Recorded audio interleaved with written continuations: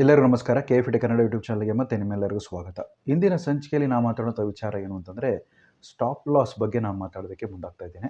ಅದಕ್ಕಿಂತ ಮುಂಚೆ ನಮ್ಮ ಯೂಟ್ಯೂಬ್ ಚಾನಲ್ ಅಂತ KFD ಕನ್ನಡ ಯೂಟ್ಯೂಬ್ ಚಾನಲ್ನ ನೀವು ಮೊದಲ ಬಾರಿಗೆ ನೋಡ್ತಾ ಇದ್ದೀರಾ ಅಂದರೆ ತಪ್ಪದೇ ನಮ್ಮ ಯೂಟ್ಯೂಬ್ ಚಾನಲ್ನ ಸಬ್ಸ್ಕ್ರೈಬ್ ಮಾಡಿ, ಪಕ್ಕದಲ್ಲಿರುವಂಥ ಬೆಲ್ ಐಕಾನನ್ನು ಒತ್ತಿ, ಹಾಗೆ ನಿಮ್ಮ ಅನಿಸಿಕೆ ಅಭಿಪ್ರಾಯಗಳನ್ನು ಕಮೆಂಟ್ಗಳ ಮೂಲಕ ತಿಳಿಸಿ. ಈ ವಿಡಿಯೋಸ್ನ ಸಹ ನೀವು ಲೈಕ್ ಮಾಡಿ, ನಿಮ್ಮ ಸ್ನೇಹಿತರಿಗೆ, ಕುಟುಂಬದವರಿಗೂ ಸಹ ವಿಡಿಯೋಸನ್ನು ಶೇರ್ ಮಾಡಿ, ಅವ್ರಿಗೂ ಲೈಕ್ ಮಾಡಲು ಹೇಳಿ, ಮತ್ತು ನಮ್ಮ ಯೂಟ್ಯೂಬ್ ಚಾನಲ್ನ ಸಬ್ಸ್ಕ್ರೈಬ್ ಮಾಡಲು ತಿಳಿಸಿ ಅಂತ ಹೇಳ್ತಾ ಇಂದಿನ ಸಂಚಿಕೆನ ನಾನು ಪ್ರಾರಂಭಿಸ್ತಾ ಇದ್ದೇನೆ.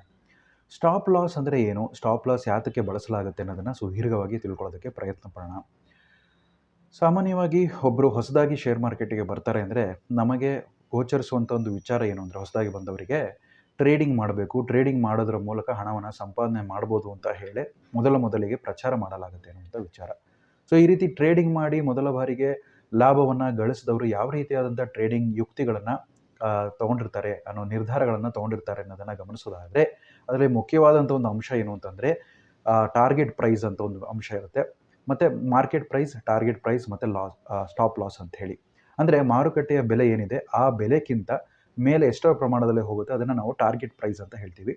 ಮತ್ತು ಸ್ಟಾಪ್ ಲಾಸ್ ಅಂದರೆ ಒಂದು ವೇಳೆ ಮಾರುಕಟ್ಟೆ ಬೆಲೆಗಿಂತ ಕೆಳಗೆ ಹೋಯಿತು ಅಂದರೆ ಆ ಒಂದು ಶೇರು, ಆಗ ಸ್ಟಾಪ್ ಲಾಸನ್ನು ಮೆನ್ಷನ್ ಮಾಡಿದರೆ ಆ ಬೆಲೆ ಎಷ್ಟರ ಪ್ರಮಾಣದಲ್ಲಿ ನನಗೆ ನಷ್ಟ ಆದರೆ ಪರವಾಗಿಲ್ಲ ಅನ್ನುವಂಥ ಒಂದು ನಿಲುವು ಇದೆಯೋ ಆ ಒಂದು ಬೆಲೆನ ಸ್ಟಾಪ್ ಲಾಸಲ್ಲಿ ಎಂಟರ್ ಮಾಡಿಬಿಟ್ಟು ಟ್ರೇಡಿಗೆ ಅವಕಾಶವನ್ನು ಕೊಟ್ಟಾಗ ಏನಾಗುತ್ತೆ ಅಂತಂದರೆ, ಒಂದು ವೇಳೆ ಮಾರುಕಟ್ಟೆಯಲ್ಲಿ ಏರಿಳಿತಗಳಾದಾಗ, ಏರಿಕೆ ಆದಾಗ ಆ ಟಾರ್ಗೆಟ್ ಹಿಟ್ ಆಯಿತು ಅಂದರೆ ಲಾಭ ಬರುತ್ತೆ, ಅಥವಾ ಇಳಿಕೆ ಆದಾಗ ಆ ಸ್ಟಾಪ್ ಲಾಸ್ ಹಿಟ್ಟಾದಾಗ ನಷ್ಟ ಸಂಭವಿಸ್ಬಿಟ್ಟು ಬಾಕಿ ಇರುವಂಥ ಹಣ ಮತ್ತೆ ಟ್ರೇಡಿಂಗ್ ಅಕೌಂಟಲ್ಲಿ ಅಥವಾ ಟ್ರೇಡಿಂಗ್ ವಾಲೆಟಲ್ಲಿ ಬಂದು ಬೀಳುತ್ತೆ ಅನ್ನುವಂಥ ವಿಚಾರ.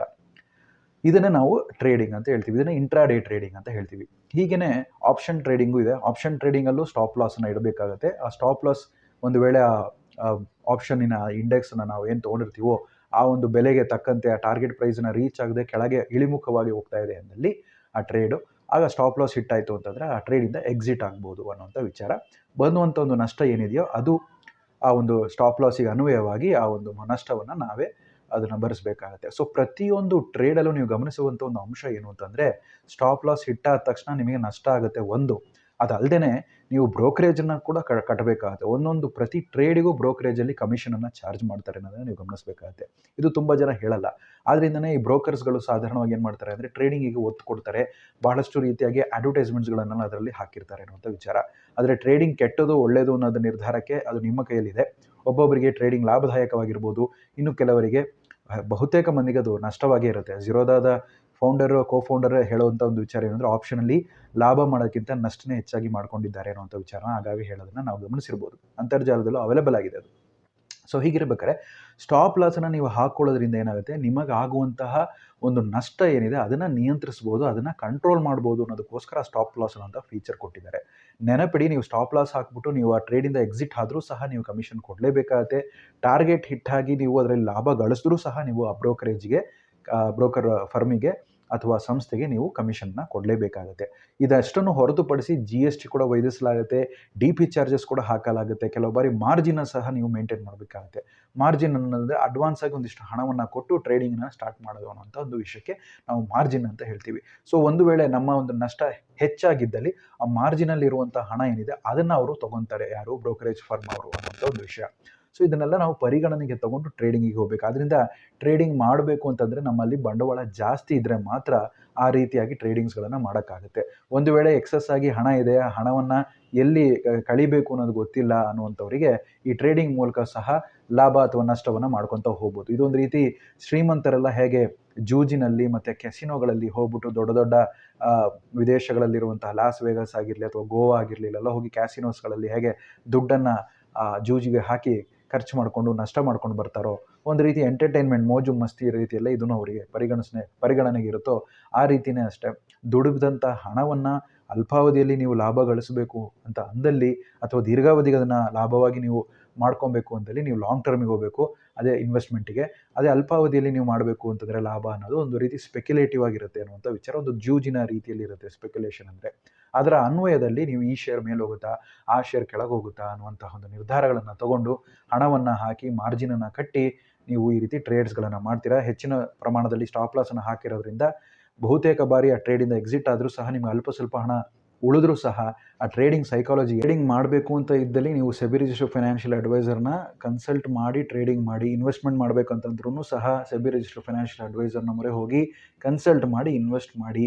ಹಾಗೆ ನೀವು ನಿರ್ಣಯಗಳನ್ನು ತೊಗೊಬೇಡಿ. ಇದು ಬರೀ ಎಜುಕೇಷನ್ ಪರ್ಪಸ್ಗೋಸ್ಕರ ಮಾಡ್ತಿರುವಂಥ ವಿಡಿಯೋ ಅಂತ ಹೇಳ್ತಾ ಮುಂದುವರಿಸ್ತಾ, ಆದ್ದರಿಂದನೇ ನಾನು ಹೇಳೋದೇನು ಅಂದರೆ ಲಾಂಗ್ ಟರ್ಮ್ ಪರ್ಸ್ಪೆಕ್ಟಿವನ್ನು ನೋಡ್ಕೊಳ್ಳಿ. ಸ್ಟಾಪ್ ಲಾಸ್ಗಳನ್ನು ಹಾಕಿ ನೀವು ಟ್ರೇಡಿಂಗನ್ನು ಜಾಸ್ತಿ ಮಾಡಿಕೊಂಡು ಬ್ರೋಕರ್ಗಳನ್ನು ಶ್ರೀಮಂತರು ಮಾಡ್ಕೊಂಡು ಕೂರಿಸಿ ನಿಮಗೇನು ಲಾಭ ಸಿಗುತ್ತೆ ಅದರಿಂದ ಅನ್ನೋದನ್ನು ಯೋಚನೆ ಮಾಡಿ.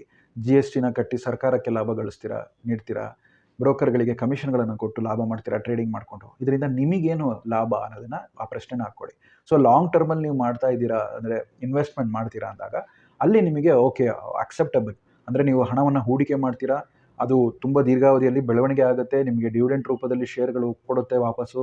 ಮ್ಯೂಚುವಲ್ ಫಂಡ್ ಹಾಕಿದ್ದಲ್ಲಿ ಕ್ಯಾಪಿಟಲ್ ಅಪ್ರಿಸಿಯೇಷನ್ ಆಗುತ್ತೆ, ಶೇರ್ಗಳು ಸಹ ಗ್ರೋತ್ ಶೇರ್ ಆಗಿದ್ದಲ್ಲಿ ಅದರ ಮೌಲ್ಯ ಏರಿಕೆ ಆಗುತ್ತೆ ಅನ್ನುವಂಥ ವಿಚಾರ.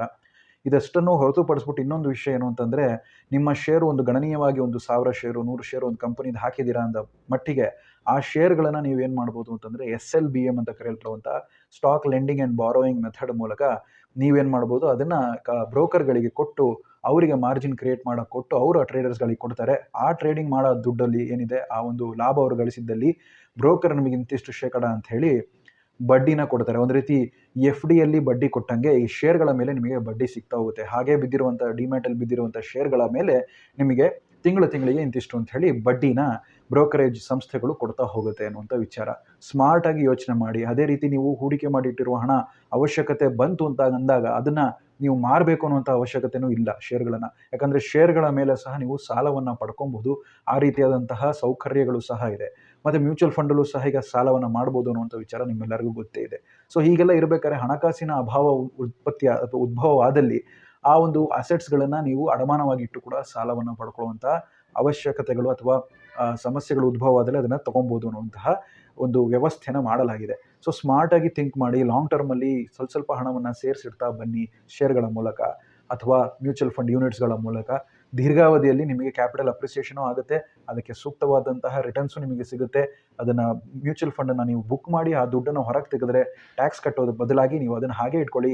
ಅವಸರ ಬಂದಾಗ ಅದನ್ನು ಪ್ಲೆಡ್ಜ್ ಮಾಡಿ ಸಾಲವನ್ನು ತೊಗೊಂಡು ಆ ಹಣವನ್ನು ನೀವು ಮತ್ತೆ ವಾಪಸ್ಸು ಈ ಮ್ಯೂಚುವಲ್ ಫಂಡ್ ಸಂಸ್ಥೆ ಯಾವುದು ಸಾಲ ಕೊಟ್ಟಿತ್ತೋ ಅದಕ್ಕೆ ವಾಪಸ್ ನೀವು ಕೊಟ್ಬಿಟ್ರೆ ಬಡ್ಡಿ ಸಮೇತ ಯಾವುದೇ ರೀತಿಯಾದಂಥ ಸಮಸ್ಯೆಗಳಿರೋದಿಲ್ಲ.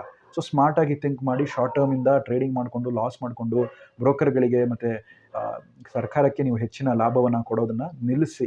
ಅದರಿಂದ ನಿಮಗೆ ಯಾವುದೇ ರೀತಿಯಾದಂತಹ ರಿಟರ್ನ್ಸ್ಗಳಿರೋದಿಲ್ಲ.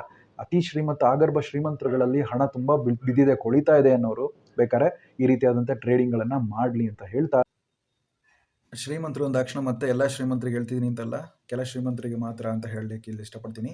ಮತ್ತು ಇನ್ನೊಂದು ವಿಚಾರದಲ್ಲಿ ಹೇಳೋದೇನು ಅಂದರೆ, ಹಾಸಿಗೆ ಇದ್ದಷ್ಟು ನಾವು ಕಾಲು ಚಾಚೋಣ.